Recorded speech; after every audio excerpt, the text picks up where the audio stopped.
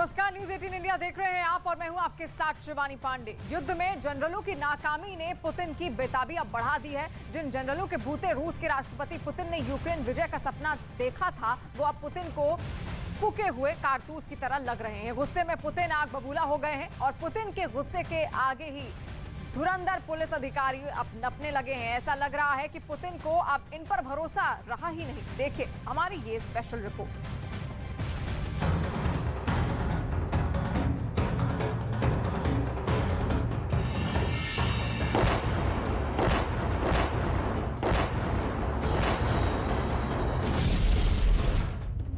सौ दिन बाद भी पुतिन का ख्वाब अधूरा।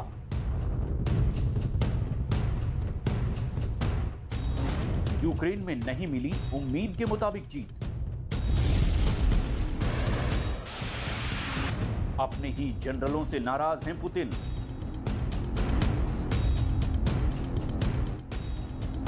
क्या पुतिन को हार का डर सता रहा है? 100 दिन की जंग पूरी होने के बावजूद यूक्रेन से युद्ध में उम्मीद के मुताबिक जीत नहीं मिल पाई। पिछले 100 दिनों से रूस की सेना यूक्रेन पर जोरदार हमला तो कर रही है, लेकिन यूक्रेनी सेना से उसे उतना ही जोरदार पलटवार देखने को भी मिल रहा है। रूस की जीत की रणनीति में आखिर क्या कमी रह गई? और आखिर बताया जा रहा है कि रूस के राष्ट्रपति पुतिन इसी बात से खफा हैं। माना जा रहा है कि जंग के लंबा खींचने की वजह से पुतिन को हार का डर भी सता रहा है और वो अपने ही जनरलों पर गुस्सा उतार रहे हैं। अपने ही अफसरों से खफा हैं पुतिन। पुतिन ने 5 जनरलों को हटाया, एक पुलिस अफसर को भी निकाला। युद्ध में उम्मीद के मुताबिक जल्द ही जीत न मिलने से अब पुतिन की नाराजगी सेना के बड़े अफसरों को झेलनी पड़ रही है। जंग में जीत हासिल न होने की वजह से गुस्साए पुतिन ने अब अपने 5 जनरलों को हटा दिया है।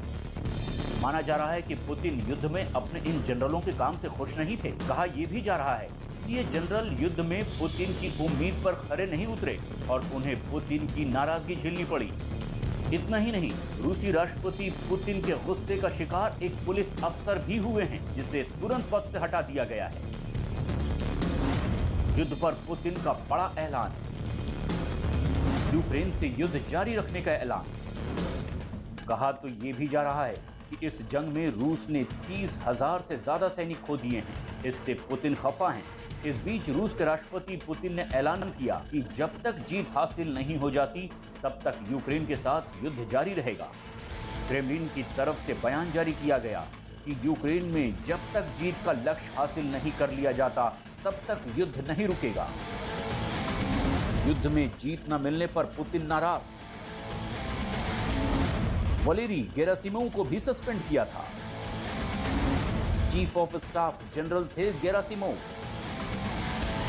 वैसे ये पहली बार नहीं है जब 5 जनरल पुतिन के गुस्से का शिकार हुए हों। इससे पहले भी जंग के लंबा खिंचने और रूस की सेना को भारी नुकसान की वजह से रूसी सेना के chief of staff general Valery Gerasimov को भी सस्पेंड कर दिया गया था। 100 दिन से ज्यादा की लड़ाई में पुतिन की पलटन को कीव से भी वापस लौटना पड़ा था, जिसके बाद रूस ने पूर्वी यूक्रेन के हिस्सों पर कब्जा करने के लिए लड़ाई तेज कर दी है।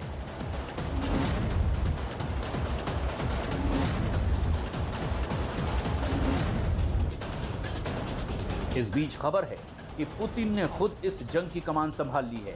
ये दावा यूक्रेन की तरफ से किया गया, जिसके मुताबिक रूस के राष्ट्रपति पुतिन ने जंग जीतने के लिए कर्नल और ब्रिगेडियर रैंक के अधिकारियों के काम भी अब अपने जिम्मे ले लिए, ताकि वो ये फैसला ले सके कि रूस की सेना यूक्रेन से जारी जंग में कब, कैसे और कहां हमला करेगी। यूक्रेन की सेना का दावा तो यहां तक है कि डॉनबास की लड़ाई में भी पुतिन व्यक्तिगत तौर पर पूरी तरह शामिल रहे और खुद ही सारे अहम फैसले लेते रहे। पूर्वी यूक्रेन की ऐसी कई अहम जगह बाकी हैं जिन पर यूक्रेन का कब्जा बना हुआ है। दावा ये किया जा रहा है कि पूर्वी यूक्रेन के ऑपरेशन पर भी पुतिन लगातार नजर बनाए हुए हैं।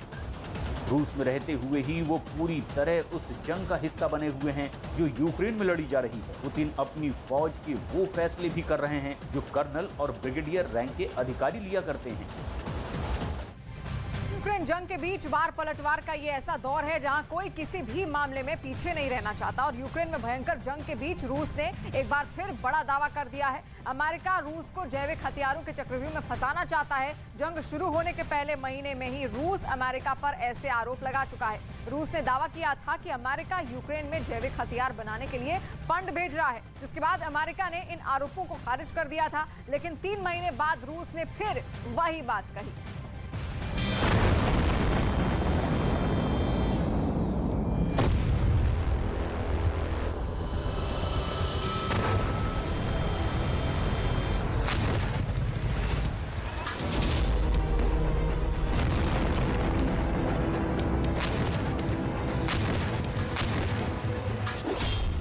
क्या अब जैविक हथियारों की होगी जंग?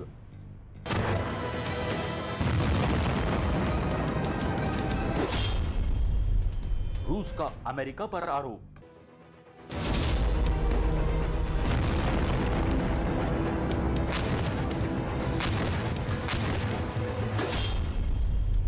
यूक्रेन में बाइडेन की लैब।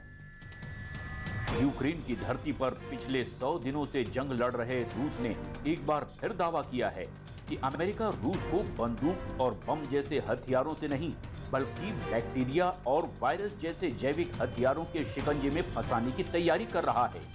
इस बार तो उसका डर 2 गुना हो चुका है, क्योंकि पुतिन जानते हैं कि हथियारों से लड़े तो वो जीत जाएंगे, लेकिन जैविक हथियारों से जीतना करीब करीब नामुमकिन है। जंग शुरू होने के पहले महीने में ही रूस अमेरिका पर ऐसे आरोप लगा चुका है। रूस में इस हमले पर बैठक भी हुई, क्योंकि वहां के वैज्ञानिकों का दावा है कि अमेरिका रूस के चारों तरफ प्रयोगशालाओं की बेल्ट बना रहा है और इसके लिए वो यूरोप के देशों का इस्तेमाल कर रहा है, जिनमें यूक्रेन भी शामिल है, जहां की राजधानी कीव में उनका जैविक हथियार बनाने का मुख्य कार्यक्रम चल रहा है।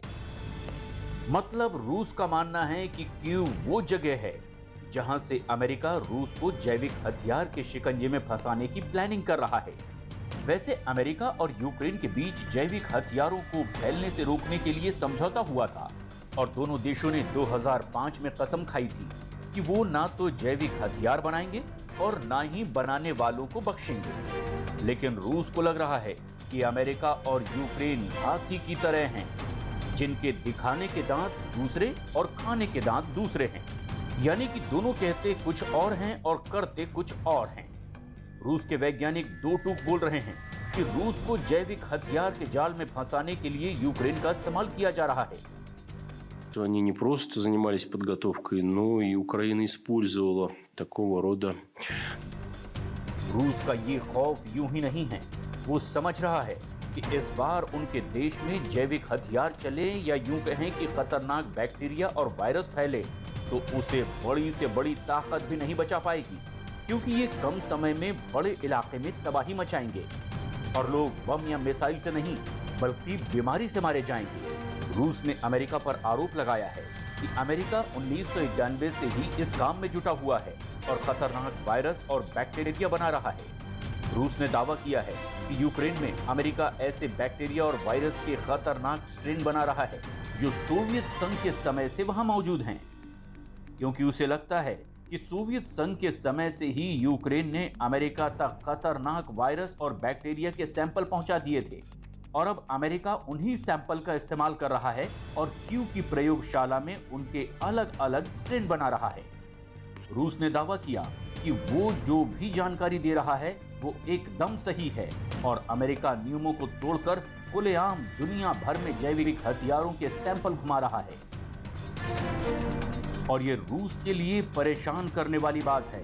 उनका आरोप है कि अमेरिका झूठ बोलकर दुनिया को गुमराह कर रहा है।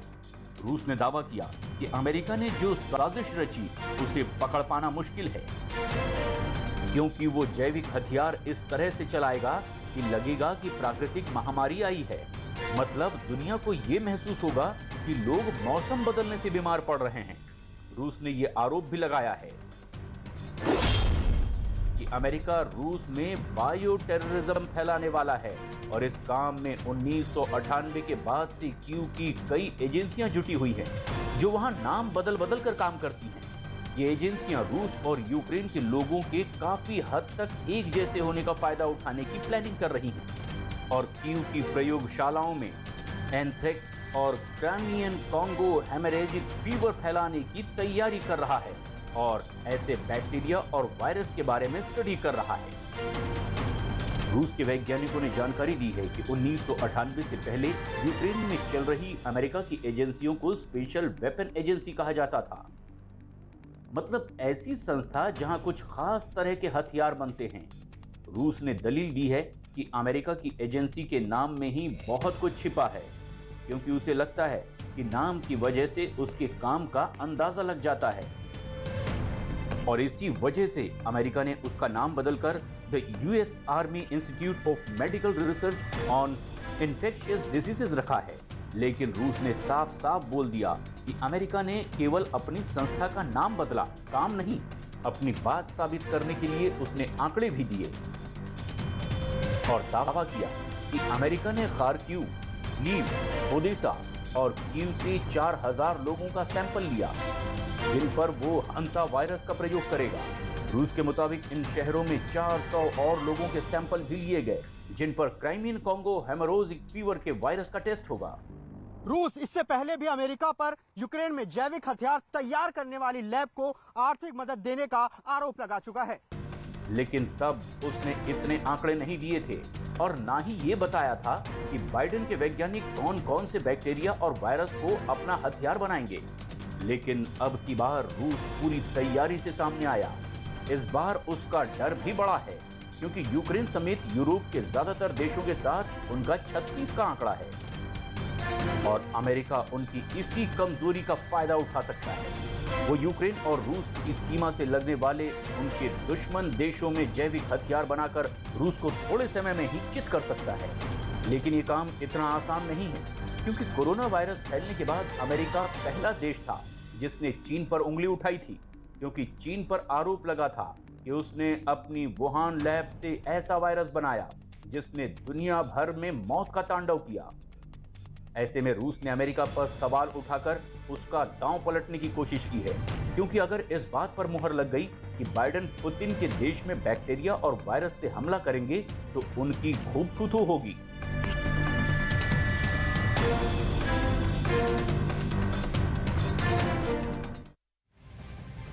और यूक्रेन में चल रही हथियारों की जंग में भले ही रूस यूक्रेन पर भारी पड़ता दिखाई दे रहा है, लेकिन जंग के बीच प्रोपेगेंडा मशीनरी एक ऐसा मोर्चा है जहां यूक्रेन ने लगातार बाजी मार रखी है। आइए आपको दिखाते हैं कि कैसे यूक्रेन ने प्रोपेगेंडा वॉर में अपने बेहद ताकतवर पड़ोसी रूस को पछाड़ रखा है।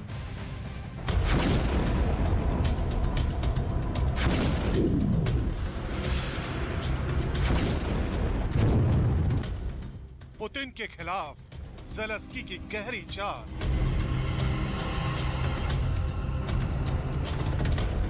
दुनिया के सामने रूस के गुनाहों का प्रचार।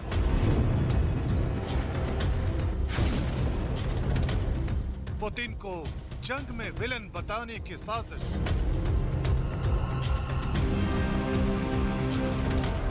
युद्ध के बीच यूक्रेन का माइंड गेम।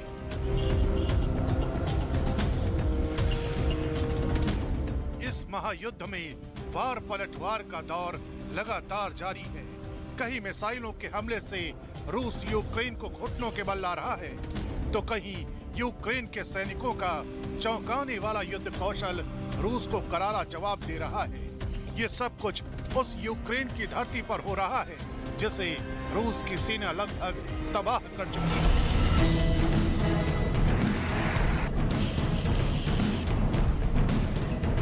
लेकिन तबाही और बर्बादी की इस घड़ी में जंग का एक ऐसा मोर्चा है जहां रूस लगातार यूक्रेन से शिकस्त खा रहा है। सच यही है, यूक्रेन ने अपनी प्रोपेगेंडा मशीनरी को इतना ताकतवर बना लिया है कि दुनिया के बड़े बड़े देश यूक्रेन के पाले में खड़े दिखाई दे रहे हैं। सबसे पहले आपको समझाते हैं कि आखिर प्रोपेगेंडा वॉर होता क्या है। दुनिया में प्रोपेगेंडा वॉर के जरिए ऐसा माहौल बनाया जाता है जिसमें एक पक्ष को हीरो और दूसरे को विलेन दिखाया जाता है। इसका इस्तेमाल दुश्मन देश के खिलाफ प्रोपेगेंडा चलाकर दबाव बनाने के लिए किया जाता है। इस दौरान सूचनाओं को गलत तरीके से प्रचारित किया जाता है। जंग के मैदान में रूस को कड़ी टक्कर देने वाला यूक्रेन प्रोपेगेंडा मशीनरी के मामले में रूस से कहीं आगे दिखाई दे रहा है और इसका असर ये हो रहा है कि अमेरिका, ब्रिटेन, फ्रांस समेत दुनिया के बड़े बड़े देश यूक्रेन का समर्थन कर रहे हैं। यूक्रेन के प्रोपेगेंडा के जरिए ही बड़े बड़े देशों में लोग ज़ेलेंस्की को हीरो की तरह मान रहे हैं, जबकि यूक्रेन के इसी प्रोपेगेंडा ने रूस की छवि को दुनिया के सामने खराब किया है।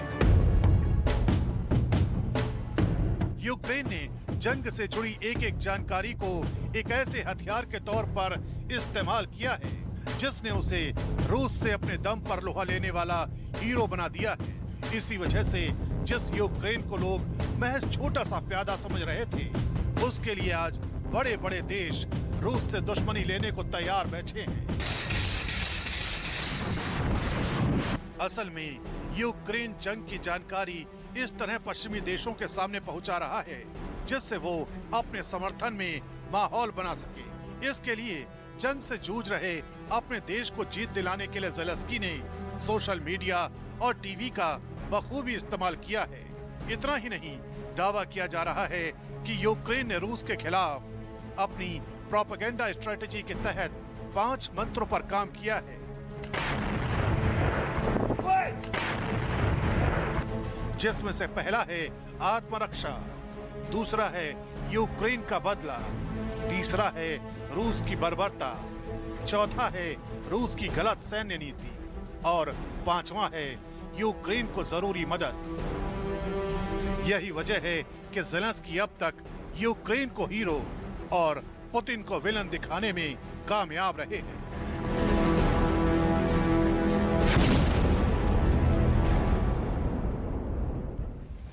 और अमेरिका से जुड़ी बड़ी खबर आ रही है। अमेरिकी खुफिया रिपोर्ट के मुताबिक मार्च में पुतिन की हत्या का प्रयास किया गया था। साथ ही इस रिपोर्ट में कहा गया है कि रूस के राष्ट्रपति पुतिन का अप्रैल में कैंसर का इलाज कराया गया है। इसमें यह भी लिखा गया है कि बाइडेन प्रशासन में पुतिन के स्वास्थ्य को लेकर लगातार बातचीत होती है और अब पुतिन की हालत ठीक बताई जा रही है। अमेरिका के 3 बड़े नेताओं ने इस खुफिया रिपोर्ट को पढ़ा है और इस खबर को अमेरिका के एक प्रमुख अखबार ने छापा भी है।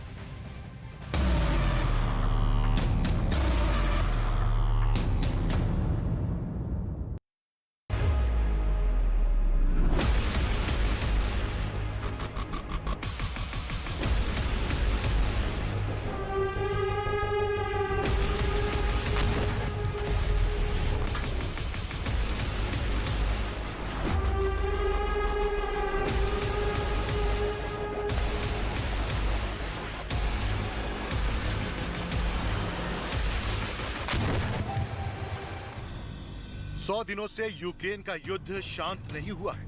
सैन्य ठिकानों से शुरू हुआ संघर्ष यूक्रेन के हर बड़े शहर तक फैला।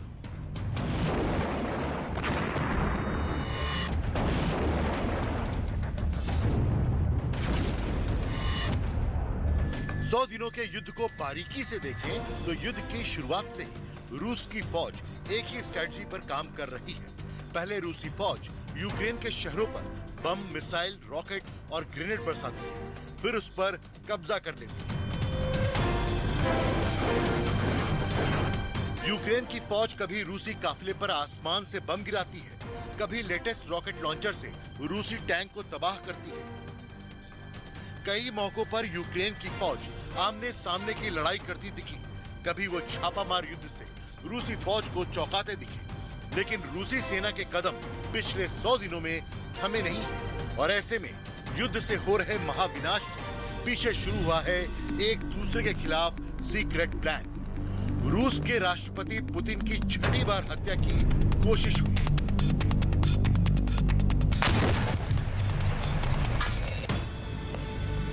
डेली मेल ने लिखा है कि अप्रैल महीने में पुतिन ने कैंसर का इलाज करवाया, जबकि मार्च में उनकी हत्या का प्रयास किया गया। न्यूज़वीक ने सुर्खियां तो पुतिन के कैंसर के इलाज की लगाई हैं, लेकिन अपने आर्टिकल में अमेरिकी खुफिया एजेंसी के हवाले से खबर छापी है कि मार्च महीने में पुतिन की हत्या का प्रयास किया गया। अखबार ने खुफिया एजेंसियों के हवाले से दावा किया है कि पुतिन ने अप्रैल के महीने में एडवांस कैंसर का इलाज करवाया है, लेकिन अखबार ने ये नहीं बताया कि पुतिन के कैंसर का इलाज कहां हुआ, किस डॉक्टर ने पुतिन का इलाज किया, पुतिन की कैंसर की बीमारी किट में तख्ता पलट का दावा किया। साथ ही MI6 के पूर्व चीफ ने यह भी कहा कि तख्ता पलट की तैयारी के अटकलों के बीच विद्रोह को टालने के लिए पुतिन को सत्ता से दूर किया जा सकता है। इतना ही नहीं, रिचर्ड डियरलॉफ ने दावा किया कि अगले साल तक पुतिन की कुर्सी छिन सकती है और उन्हें गिरती सेहत के बहाने ऐसी जगह भेजा जा सकता है जहां गंभीर बीमारियों का इलाज किया जाता है। और उनके इन दावों का समर्थन MI6 के ही एक पूर्व एजेंट ने भी किया, जिन्होंने पुतिन के न सिर्फ बीमार बल्कि बहुत बीमार होने का दावा किया। Clearly he is seriously ill. I mean, how terminal or incurable it is not clear. Whether it's cancer or Parkinson's, it probably is, but we can't be entirely sure. But it's certainly having a very serious impact on the governance of Russia. अमेरिकी खुफिया agency ऐसा दावा कर रही है कि Putin बीमार और कमजोर हो गए, इसलिए अब उनके साथी ही उनके खिलाफ खड़े हो रहे हैं। सत्ता पर पुतिन की पकड़ कमजोर हो रही है। रूस के अंदर मतभेद अब बढ़ते जा रहे हैं। तभी पुतिन की हत्या की साजिश तक का प्लान बन रहा है।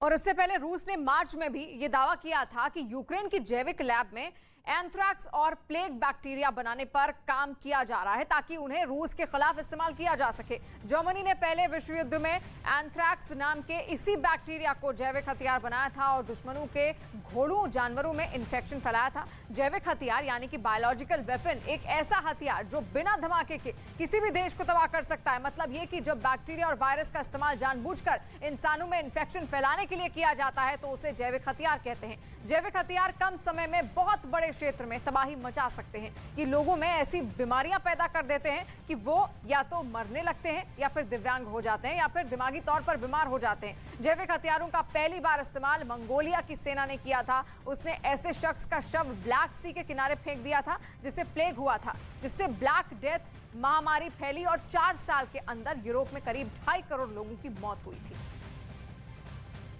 और रूस और यूक्रेन युद्ध के 100वें दिन यूक्रेन का बहुत बड़ा कबूलनामा सामने अब आ गया है। राष्ट्रपति व्लादिमीर ज़ेलेंस्की ने यह माना है कि उनके देश के 20% हिस्से पर रूस का कब्जा हो चुका है। पूर्वी यूक्रेन में छिड़ी भयानक जंग के बीच ये बयान बहुत अहम है क्योंकि डोनबास भी अब यूक्रेन के हाथ से निकलता हुआ दिख रहा है। 100 दिनों के इस युद्ध में यूक्रेन ने न सिर्फ 20% हिस्सा गंवाया बल्कि यूक्रेन की अर्थव्यवस्था चरमरा गई। रूस का औद्योगिक बेल्ट, बंदरगाह और सबसे अहम अनाज पर कब्जा हो गया।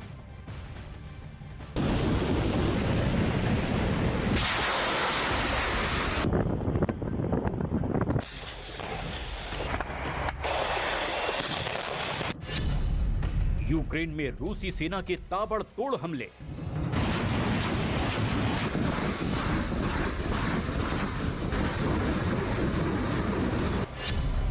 बम और गोले से शहर शहर तबाह।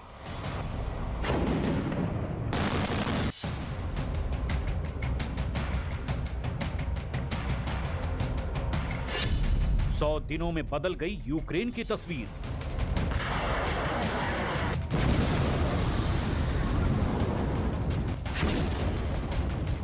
24 फरवरी 2022 को शुरू हुई रूस यूक्रेन की जंग के 100 दिन बीत जाने के बाद अब यूक्रेन के राष्ट्रपति ज़ेलेंस्की का बड़ा दावा सामने आया है।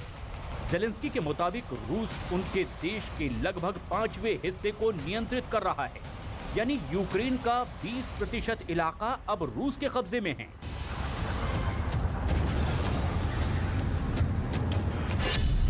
जंग पर ज़ेलेंस्की का कबूलनामा।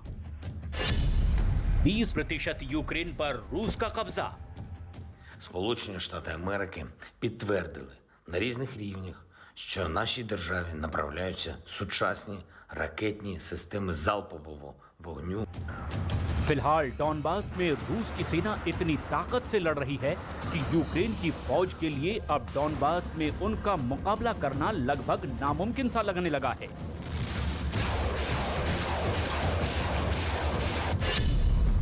इसी दौरान ज़ेलेंस्की ने बयान दिया कि यूक्रेन की जमीन का 20% इलाका रूस के हाथ में चला गया है।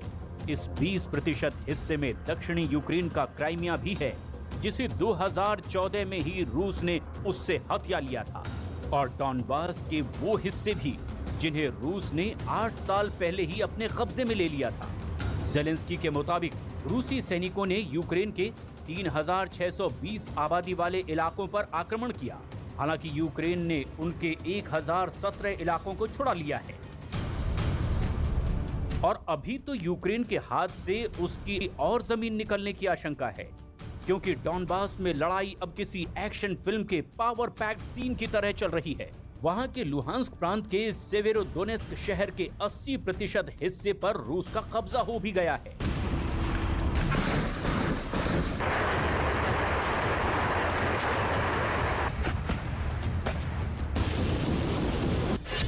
युद्ध पर नेटो महासचिव का दावा,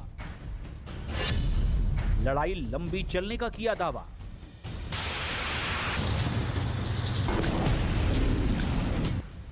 इस बीच नेटो के महासचिव ने भी वही बात कहकर अमेरिका से लेकर यूरोप तक को टेंशन दे दी है, जो यूक्रेन और कई रक्षा विशेषज्ञ कुछ वक्त से कह रहे हैं।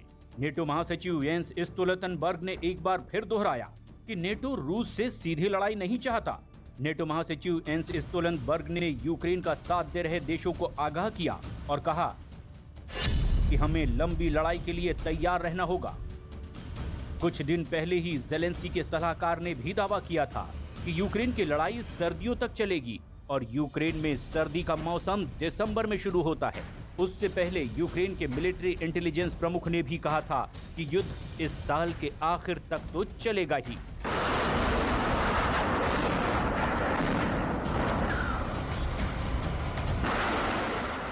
और दावा है कि यूक्रेन के 500 से ज्यादा सैनिकों ने हालात से डरकर जंग लड़ने से इनकार कर दिया है। तो क्या सच में रूस के सैनिकों ने ये कायरता भरा कदम उठाया है या फिर ये यूक्रेन का कोई नया प्रोपेगेंडा है? के मैदान में उन्हें जल्द से जल्द ले जाने के लिए कह रहे हैं। वो या तो मौत के मुंह में जा रहे हैं या फिर युद्ध के मैदान में सलाखों के पीछे।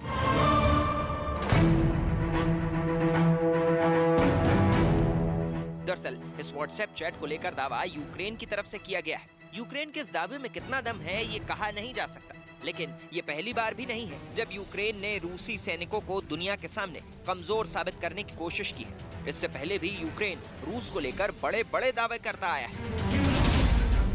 यूक्रेन के मुताबिक रूस पहले ही इस जंग को मनोवैज्ञानिक रूप से हार चुका है। यूक्रेन दावा करता रहा कि जंग के दौरान रूसी सैनिकों और कमांडरों में विद्रोह हो चुका है। यूक्रेन लगातार कह रहा है कि रूस की जीत के दावे झूठे हैं। इतना ही नहीं, यूक्रेन ये भी कहता आया है कि रूसी सैनिक अपने कमांडरों के आदेश की अनदेखी कर रहे हैं।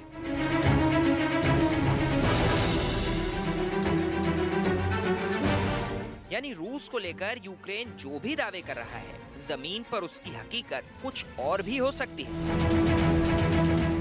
क्योंकि दोनों ही देश किसी भी कीमत पर जंग को अपने पक्ष में करना चाहते हैं।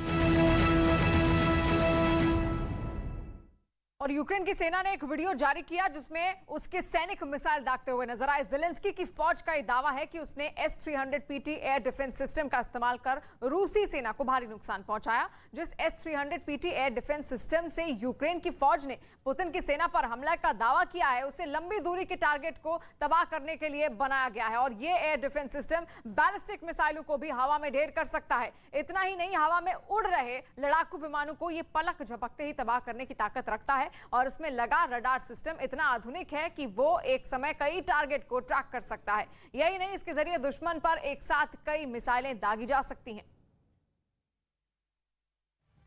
और रूस के राष्ट्रपति व्लादिमीर पुतिन के लिए एक अच्छी खबर है। खबरों के मुताबिक यूक्रेन में जीत पक्की करने के लिए रमजान कादिरोव ने एक खास प्लान बनाया है। कादिरोव का यह दावा है कि उनका ये प्लान पुतिन के लिए गेम चेंजर साबित होगा। यूक्रेन में छिड़ी भीषण जंग के बीच पुतिन के करीबी और वफादार चेचन कमांडर रमजान कादिरोव रूस की राजधानी मॉस्को पहुंचे। 2 दिन पहले ही रमजान कादिरोव ने लुहांस्क प्रांत के सेवेरोडोनेस्क शहर पर कब्जे का ऐलान किया था।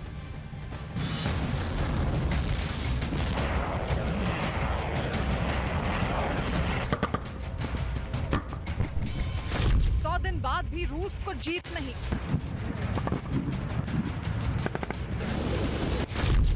अब और तेज होगा रूस का सैन्य अभियान।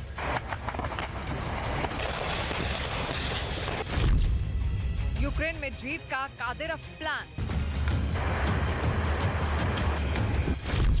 पुतिन के कसाई की खास रणनीति। यूक्रेन के साथ युद्ध के 100 दिन बीत जाने के बाद भी रूस को उम्मीद के मुताबिक जीत नहीं मिली है। अब जंग में रूस की जीत को और करीब लाने का बीड़ा उठाया है पुतिन के खासम खास रमजान कादिरव ने।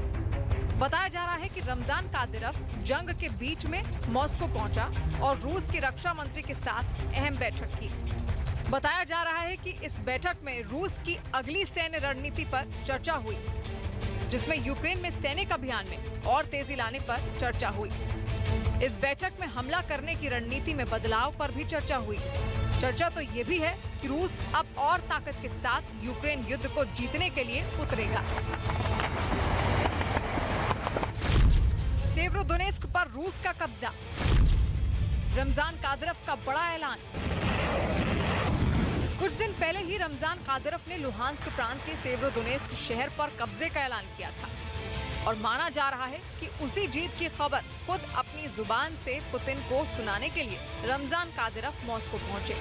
वहां कादिरव ने रूस के सिविल डिफेंस मिनिस्टर अलेक्जेंडर कुरियनकोव से मुलाकात की और इसे एक सैन्य दौरा करार दिया। लेकिन जिस तरह से इस वक्त कादिरव डोनबास पर अपनी नजरें जमाए बैठे हैं, उनका मॉस्को जाना भी उतना सामान्य नहीं लगता। रूस ने इस वक्त यूक्रेन के पूर्वी इलाके को जीतने के लिए अपनी पूरी ताकत झोंक दी है। रूसी सेना और चेचन लड़ाके डोनबास के कई इलाकों में पूरी बेरहमी से यूक्रेन के सैनिकों पर टूट पड़े हैं, लेकिन उन्हें यूक्रेन के सैनिकों का तगड़ा पलटवार भी झेलना पड़ रहा है और इसकी वजह से रूस के सैनिक और कादिरव के लड़ाके कई बार पीछे हटने के लिए मजबूर हो रहे हैं। बताया जा रहा है कि यही बात चेचन कमांडर रमजान कादिरव को जरा भी नहीं भा रही। डोनबास पर पूरी ताकत से हमला। डोनबास के ज्यादातर इलाकों पर कब्जा। युद्ध के दौरान कादिरव कई बार इस बात का जिक्र कर चुके हैं कि उनके लड़ाकों को यूक्रेन के साथ जंग में खुली छूट नहीं दी जा रही है। कादिरव ने कई बार इसके लिए सीधे पुतिन को ही दोषी ठहरा दिया था। कादिरव का दावा था कि अगर उन्हें और उनके लड़ाकों को पूरी छूट दी गई होती तो वो कुछ ही दिन में जंग को खत्म कर देते, लेकिन पुतिन ने ऐसा नहीं किया। चेचन कमांडर ने तो यहाँ तक कह दिया था कि मारियोपोल की जंग भी इसी वजह से 3 महीने से ज्यादा वक्त तक खिंच गई थी और माना जा रहा है कि कादिरव अब मारियोपोल वाली गलती दोहराना नहीं चाहते। वो डोनबास के ज्यादा से ज्यादा इलाकों पर तेजी से कब्जा जमाना चाहते हैं। यूक्रेन के सैनिकों को खदेड़ा। कई इलाकों से यूक्रेनी सैनिकों को खदेड़ा। सेवेरोडोनेस्क पर कब्जे का ऐलान। डोनबास में जीत के लिए कादिरव के लड़ाके रूसी सेना के साथ मिलकर वहां जोरदार हमले बोल रहे हैं। दावा किया जा रहा है कि वो एक एक करके कई इलाकों से यूक्रेन के सैनिकों को खदेड़ रहे हैं। 2 दिन पहले ही रमजान कादिरव ने तो लुहांस्क प्रांत के सेवेरोडोनेस्क शहर पर पूरी कंट्रोल होने का ऐलान कर दिया था।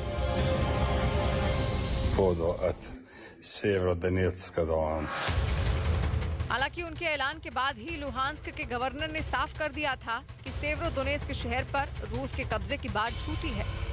वहां के गवर्नर के मुताबिक सेवेरोडोनेस्क के सिर्फ 70% हिस्से पर ही रूसी सेना और चेचन लड़ाकों का कब्जा हो पाया था, क्योंकि दावा किया गया कि यूक्रेन के सैनिक सेवेरोडोनेस्क में रूसी सेना और चेचन लड़ाकों को कड़ी टक्कर दे रहे हैं।